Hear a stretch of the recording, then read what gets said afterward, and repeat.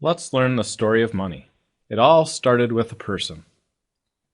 Here's our person, so happy.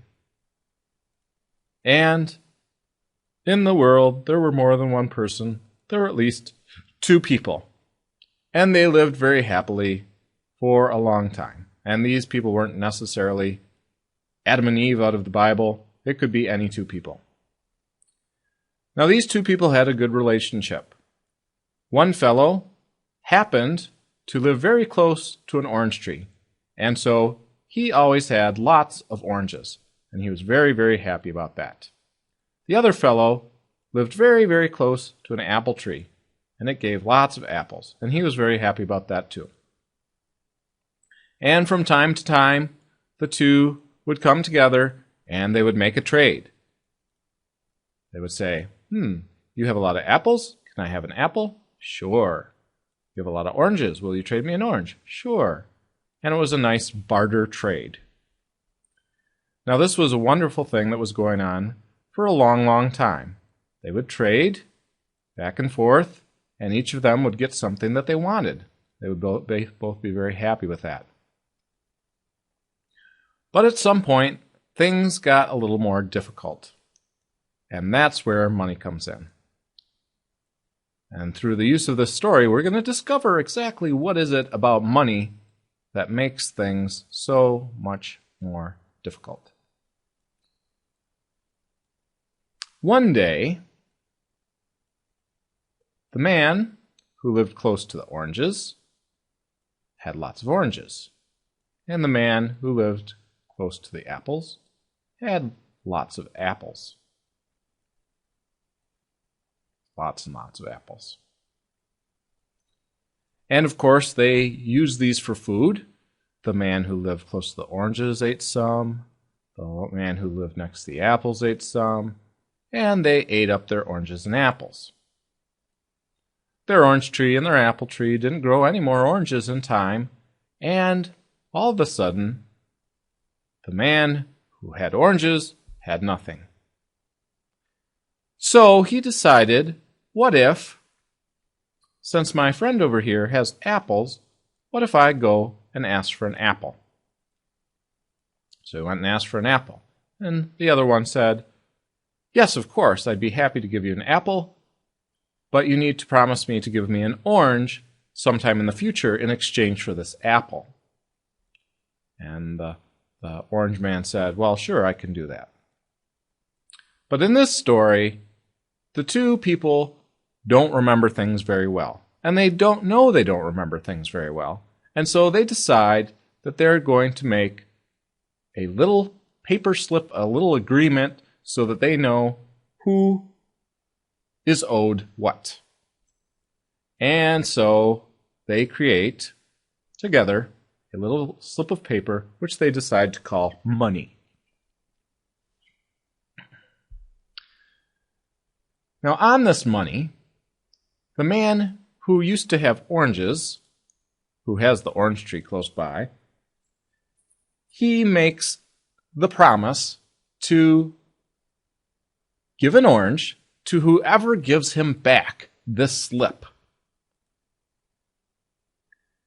And he gives this money to his friend. Now, his friend has a claim on the man for an orange that will appear sometime in the future. And what will happen is once that orange is there, then this man will be able to trade the piece of paper for the orange. Now notice, at the moment, that slip of paper is really not worth anything right over here. It's a man promising himself to pay himself an orange, which doesn't make a whole lot of sense. Only when that slip of paper is given to someone else is it worth anything. So let's make this transaction. The orange man gives the slip of paper to the apple man, and the apple man gives an apple in exchange. All right, so now what happens? Well, apple here, we have money and an apple over here, and eat the apple, eat the apple. And luckily, there are more apples. And there are more oranges that eventually come in before anybody gets too hungry. So the apple man says, I'd really like some orange. I've got this slip of paper, which is a promise from Mr. Orange Man that if I bring him that slip of paper, he will give me oranges.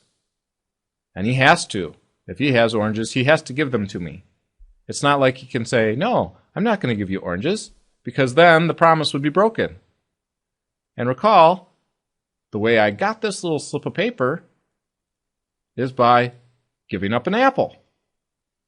Now, even though that apple has been gone and eaten, this piece of paper is still worth an orange. And so the exchange is made. And now the orange man has a slip of paper back. He no longer owes anybody anything. And since Mr. Appleman is the only other person, that's okay. So that slip of paper ceases to have any value as money. So what we notice here is that money comes into existence when it is accepted by someone else in exchange for something. The person who owes, the person who created the money, or the issuer, basically creates the money based on this promise. Now, once the money's out there, that is a promise that has to be redeemed at some point. And when that promise is redeemed, the money vanishes. Because this is the person who made the promise in the first place. And so once the promise is back in, it can be extinguished. Instead of calling this money, we could just as easily call this an IOU. But in our world, all the IOUs look exactly the same, are worth the same amount, at least when we're talking about one currency on one particular moment in time. All right, now let's see what the problems are with money, because there are lots of problems with money. So here we are again with our two friends that really have not so good memories. Mr. Orange Man has lots of oranges, and Mr. Apple Man has apples.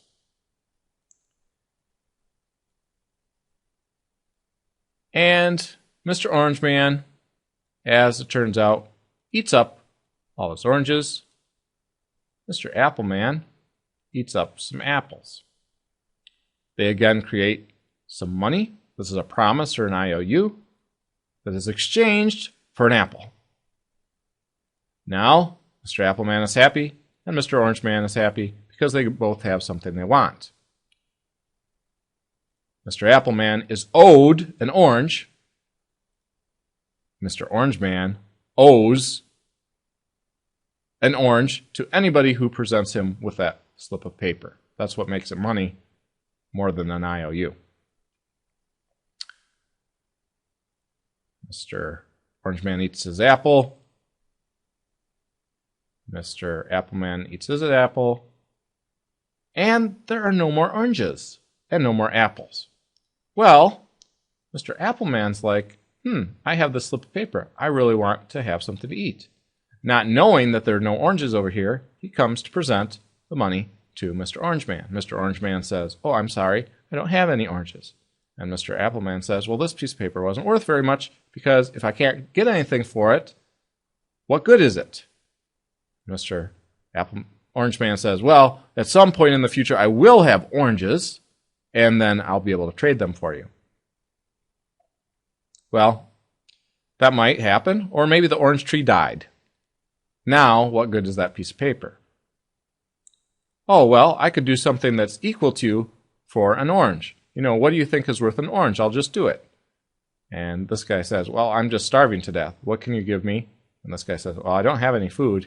And then this little promise becomes worth nothing.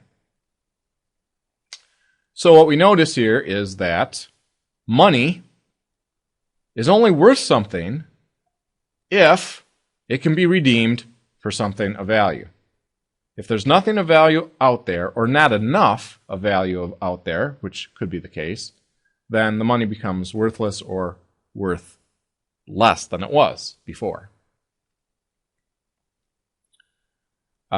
This situation could get kind of nasty if our issuer simply broke his promise. Oh, I'm starving, but I've got some money. Can I trade this slip of paper for an orange? No, I don't care. I don't care that you're hungry. I'm going to be hungry too if I give you oranges. And then along comes the violence because the money becomes, again, worth nothing. It was not redeemed. The promise was broken.